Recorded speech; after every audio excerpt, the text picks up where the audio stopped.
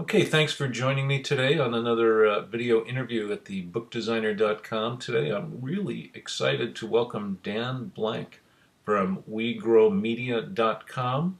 And this is a series of interviews I'm doing to talk about where we are in indie publishing, where publishing is going. And the reason I wanted to talk to Dan specifically is because Dan works with both writers and publishers. So he's sitting in kind of a unique place in the publishing business. If you don't know Dan's blog at wegrowmedia.com, you really should. He is, turning the tables on Dan today because he's an excellent and prolific interviewer. And he interviews many, many people inside the publishing business about what they're doing, and he does great interviews, and I highly recommend them. And they're kind of a counterpoint to his very long and thoughtful blog articles, also just almost required reading. So welcome, Dan, and thanks for taking this time out of your day. Thank you for having me, and thank you for the kind words. I appreciate it. Sure thing. And it's I do a lot of reading in the publishing niches, and it's one of the favorite things I do, and posting links to other people's content. And that's how I get to know a lot of people. And I'm always really super excited when you put another big article out because they're just really valuable stuff and great advice for writers and stuff to think about. Thank So you. getting to it, I mean, we're right now at the very beginning of 2012. 2011 was kind of a really explosive year in the publishing business. Lots of things happening, companies closing, we had borders close, and new companies coming online, ebooks just exploding all over the place. How does it look to you, Dan, sitting here early July 2012? Early January 2012. Early January, thanks. Keep me honest here. I mean, I'm really excited. I think that, the publishers I speak to, the agents, the writers, they're aware that this is an opportunity. I think last year was a real tipping point with digital. And stepping into 2012, there's no question in anyone's mind that digital is an enormous part of the industry, and it will be from now on. And I think that what you have then, instead of people getting tripped up in the question, will they, won't they, if, is that they now realize that. And what that allows them to do is then move forward. So for people in a larger company, in a more traditional aspect of the business, this means that they've got to move more aggressively to really leverage that opportunity. I think for writers and people who are more independently minded, what it means is that you have a lot of opportunity, but with that opportunity comes a boatload of work. So one thing I think that was glossed over a lot last year in self-publishing, which is a huge opportunity, is the incredible amount of work that is, and the type of specific sort of person you have to be, or the skills you have to develop to really leverage that properly. Yeah, well, you're talking about the tip of my spear there, because focusing heavily on self-publishing, independent publishing, and helping people get up to speed there, I am constantly being exposed to the confusion, frustration, and the surprise that many authors have that it's so complicated to actually produce a book. Books are Yeah. commonplace objects. We're so used to them. It looks pretty simple, but somehow it's not so simple to put it together. And I think you're exactly right. It takes a certain kind of person with a specific kind of mentality to take on all of those tasks. So now I deal mostly with independent publishers and self-publishers, and I know that you go back and forth between traditional, and you actually worked in traditional publishing for many years, and now you've really gone out and branching out more to talk to indie authors, people doing their own publishing. Do you see any further branching of the ways there? I mean, is there some hope that these two parts of publishing are going to learn someday to coexist? Um, it's a great question. I'm not sure it matters. Hmm. I mean, I think that, looking for a stasis where everyone's holding hands and singing the same song it's sort of almost besides the point in some ways. I think that there's enough going on in traditional publishing and digital publishing and self-publishing where it becomes beneficial for everyone. Because when you have some self-publishers getting very aggressive and trying new tactics of feeling the power that they now have and the revenue that comes with that, Traditional publishers can learn from that, and vice versa. I think you have a lot of traditional publishers doing, more interesting things, and the whole app economy is really changing things. So what you have is that we're all able to look at what each other is doing and hopefully learn from that quite a bit. I think one point that you sort of hinted at before was really the idea of craft. So one big topic for me this year is really the idea of how to develop a strong business backbone behind a writing career, and that's a very Hmm. certain type of thing. But the other, especially in digital publishing and self-publishing, is really evolving that craft. And we've heard a lot in the last 12 months, especially about how ebooks from all walks, Hmm. traditional publishing, self-publishing, that for some of them, the quality is not what it could be. And that you're saying that people are looking at this and saying, gee, I didn't realize how much work this was, Hmm. of what it really takes to create a beautiful object, a beautiful book. I think that that's something confronting people. I think it's a challenge that this will take your resources. Even though you can produce an ebook as a PDF format, it can download for 99 cents. It doesn't get you off the hook that you have to create something truly high quality. Yeah, absolutely. And I think that a lot of authors, there's two parts to this story. I mean, there's the producing of the books and the absolute necessity to have good quality content, like to actually, for instance, know how to write and how to put a book together. And, in the rush to, particularly with e-publishing, going straight to ebooks, sometimes this seems like something that people have kind of glossed over. Well, hell, I got all this copy and it's content, isn't it? It's on my hard drive. Let's publish it. And then the other half that, books just don't sell themselves.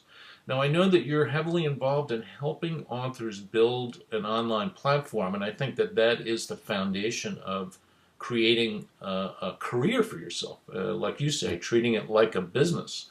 So that's a lot of interest to me. I write about that quite a bit. I talk to people about it a lot, and I'm really curious. Mostly that's been involved with social networking over the last few years. That seems to be the focus where people go when they start talking about building an author platform.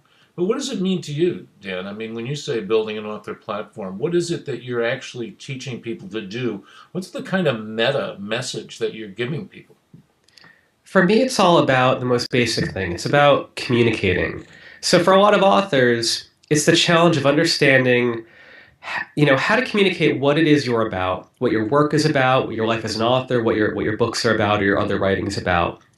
That is much harder than it seems. And the first thing when I work with an author is really to help define that. And you realize how quickly we sort of gloss over that. We go quickly for the cliches or for a quick description. We're not as good as we think about really communicating what we're about. Social media has been amazing, and that certainly is a part of an author platform. Hmm. But I don't think it speaks to the sort of foundation of what you have to do here. Is that not only have to just understand what it is you're doing, but how to get that message across to someone.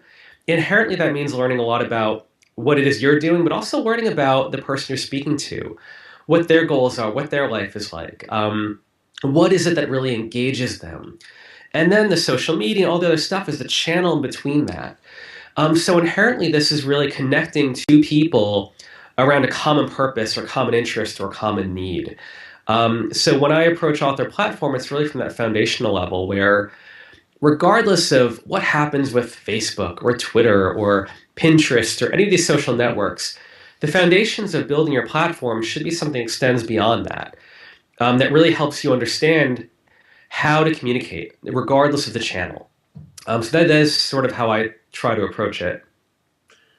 Yeah, and also, I think that one thing that for me in 2011 I really tried to focus on and spend time on is finding like the big motivation, the big reason, or some people call it your big why. I Yep. mean, why am I doing this? Why is any writer doing what they're doing? I mean, what is driving you? And not so much like, well, I have to pay the mortgage this month, but what is the ultimate reason? If you keep extending it out. And I realized that for me, part of my big why is related to empowering writers, because I believe so strongly in publishing as an activity, that I'm one of those people who doesn't mind the tsunami of crap that's out there. I'm happy. I'm glad people are pushing that stuff out, whether it's, something that anybody else would pay a nickel for. That's less important to me. I think the expression itself has a real value for our culture as a whole, and the act of publishing it is really valuable. So I think that for authors to focus on, their big why, or what they're doing, or what it is that they hope to accomplish, or who it is that they hope to reach, that's really strong stuff, Tim. It is. That's something that I've been thinking a lot about in the last few months as well, as I kind of evolve my business. I mean, for me, I keep coming down to two things. Is one that people want to have an impact. They want to matter. They want their work to matter. They want it to really affect people. That's different things for different people. Some people just want to shape someone's life or inspire them. Other people want an enormous bestseller that it creates a new movement out of something.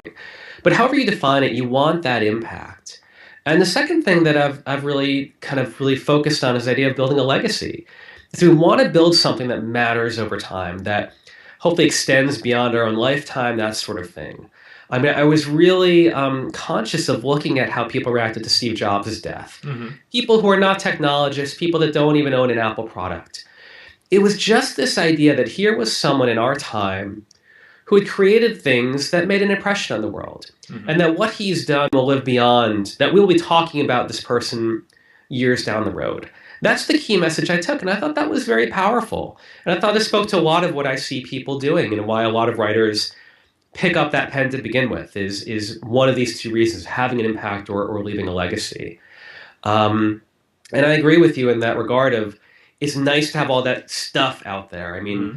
I'm 38 right now, so I'm sort of straddling these two worlds where when I was in my teens and my 20s, I was a writer, I was an artist, I was a photographer, I Hmm. made pop-up books, did all these different creative works.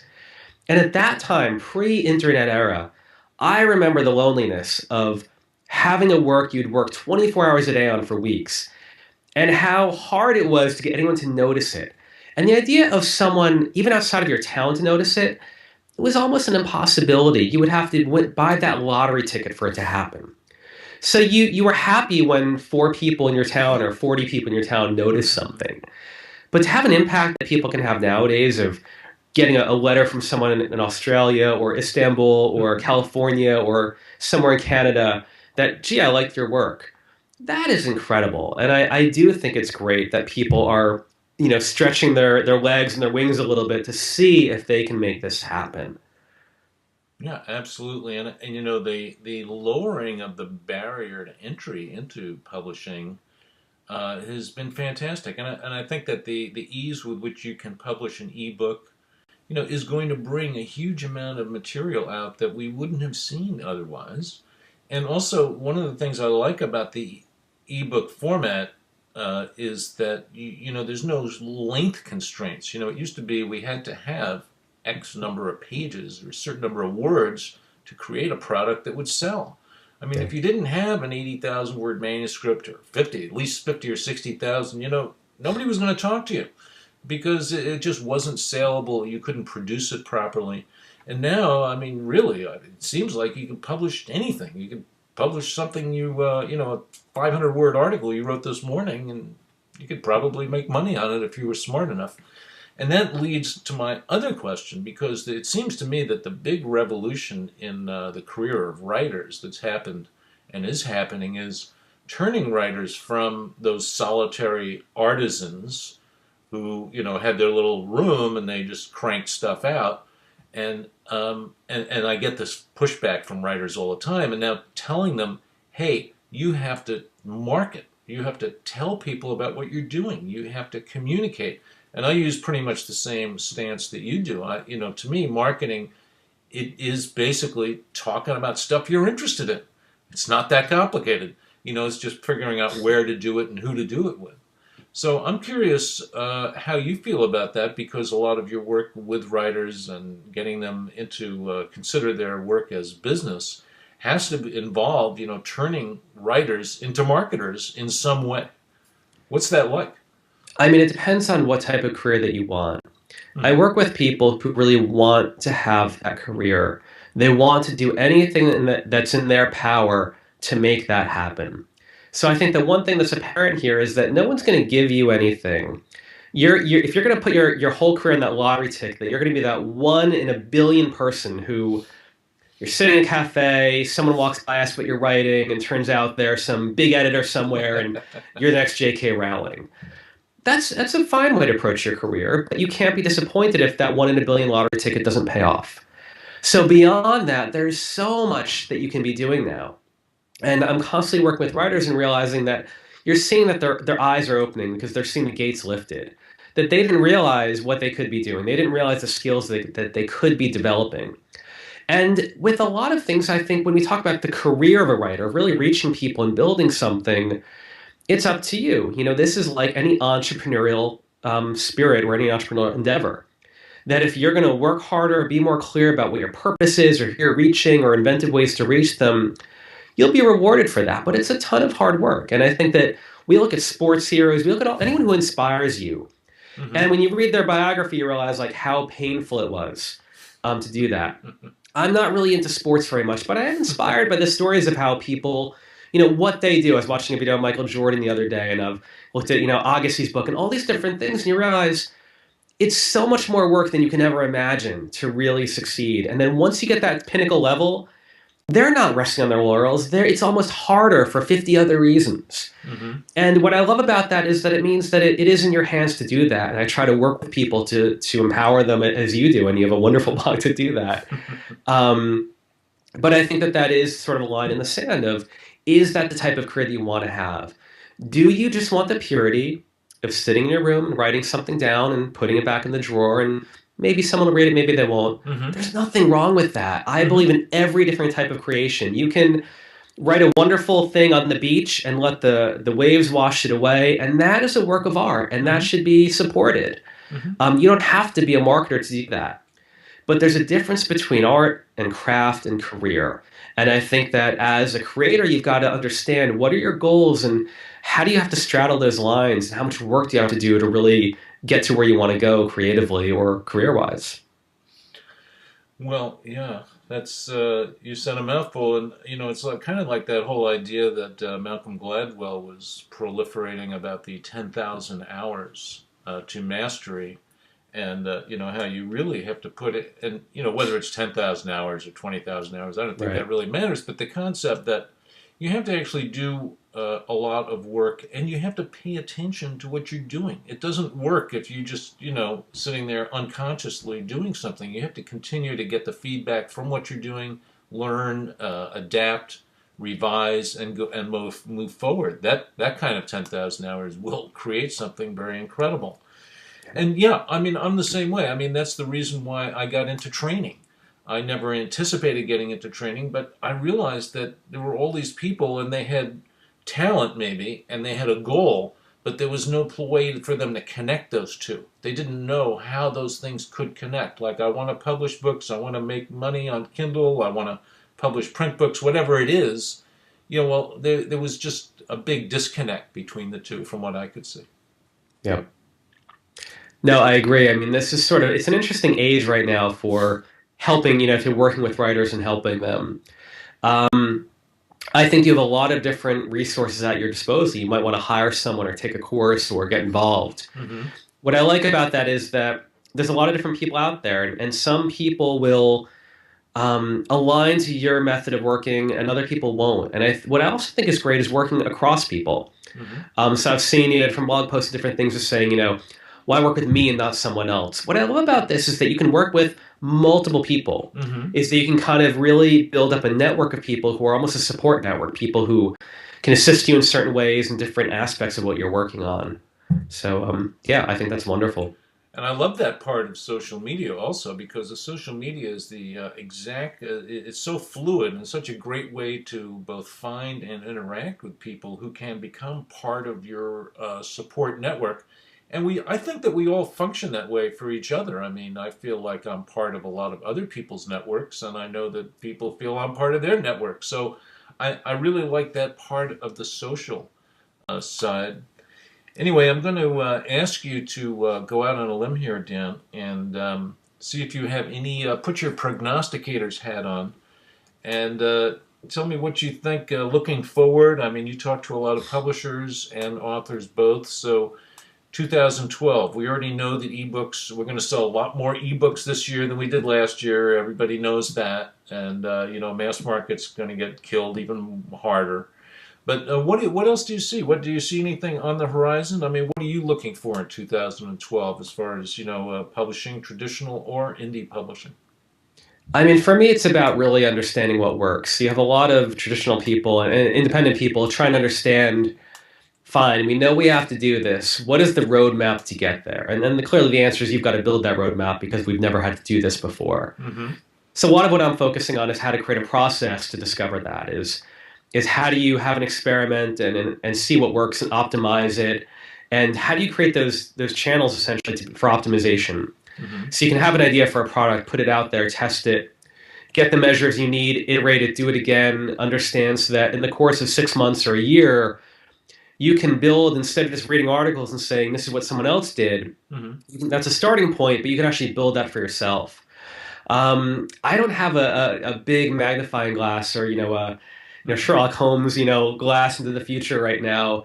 In a couple weeks, all the conferences start: Writer's Digest, Digital Book World, TOC, all a whole wave of them. Mm-hmm. So I'm looking forward to going to a lot of those and talking to people and seeing what is the mood in January and February of 2012 that was different than November, October, September 2010 of 2011. Mm-hmm. So I'm psyched to start talking to these people and see how aggressively people are moving here, and more importantly, where they're putting their resources. Mm-hmm. That's the real key. It's one thing to say something; it's another to really be investing your time and your dollars into where you think you need to be. Mm-hmm. Well, I sincerely hope that we see an advance on that issue you were talking about, where people were just dumping ebooks, dumping their whole list like into ebooks, and we ended up with a lot of almost unreadable ebooks, covers that you can't even make out when you do a search, like in the Kindle store somewhere. And it really wasn't a great move, I think, on the part of publishers to do that. And I'm hoping that we see, them really creating books that can work both in print and in ebooks, or creating things that are really take advantage of the ebook format. There's so much you can do because you can put links in there and different kinds of content, and also the attempt of connecting the physical world with the digital world. Like I just produced a book for someone actually that was full of QR codes. I mean, every time there was a citation, instead of a footnote number, there was a QR code. Ah. Now, that's a really interesting. So you could sit there reading the book kind of with your phone in your hand and zapping over to these websites for additional content, or the original context of the citation, or a little video, or whatever it was. So, it seems it's a little bit like the Wild West, and I love that. I think that it's just such a great time for innovation. Anybody who has an idea, heck, just run with it. I mean, it's amazing what will happen. Anyway, that's all good stuff. I'm looking forward to all of these, because I know people save up a lot of their stuff for these shows and exhibitions and their keynote speeches and all that stuff. So I'm looking Right. forward to see what comes out of that. There may be some interesting announcements, and I'll be looking for it too. I Definitely. don't. That's about it. I think we've run out of time, Dan. I don't want to keep you too long. If there's anything else you want to add before we wrap this up, it's your turn. I just want to thank you for what you're building on the site and for having me on. I'm definitely a big fan of your work, so I definitely appreciate it. Very nice. Thank you very much. And I'm very into that roadmap idea, because that's what I'm calling my new training course, the Self-Publishing Roadmap. And I'll have Oh, more on that later in the month. But I want to encourage anyone who is not familiar with Dan's blog to go over there perhaps now. And I'll include a link with this post. It's at wegrowmedia.com. And get into Dan's archives, because he's got like so many interviews with really interesting people, and he does a great job interviewing people. He's far better than I am, I'll tell you that. And so it's wegrowmedia.com. And Dan, thanks very much for taking time out of your busy schedule. I know we had a little trouble scheduling there, but I really appreciate you sitting down and talking to us today. anytime, no problem at all. I appreciate your having me.